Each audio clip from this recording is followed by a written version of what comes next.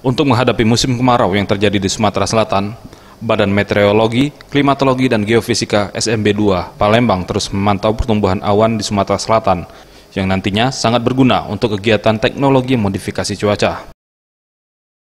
Kepala BMKG SMB2 Palembang Desindra Dedi Kurniawan mengatakan, meski sudah memasuki awal musim kemarau, pertumbuhan awan masih terpantau hingga akhir Juni. Hal tersebut terpantau di citra satelit maupun citra radar.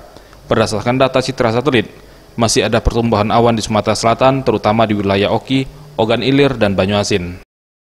Secara klimatologis, BMKG memprediksi curah hujan masih ada walaupun cukup kecil berkisar 0 hingga 55 mm. Dengan adanya TMC, intensitas curah hujan yang kecil ini akan terpacu menjadi lebih besar sehingga membantu pengurangan titik api.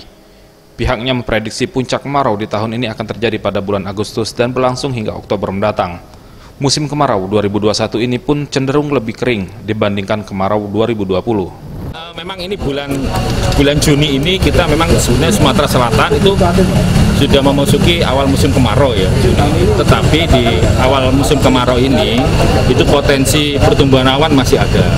Ya, jadi potensi bibit-bibit awal ini menjadi sangat penting dalam kegiatan TMC ya.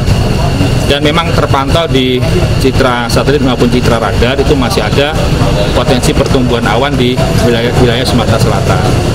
Cuma nanti kan kita petakan lagi wilayah-wilayah mana yang bisa disemai kemudian menjadi untuk bisa menjadi hujan.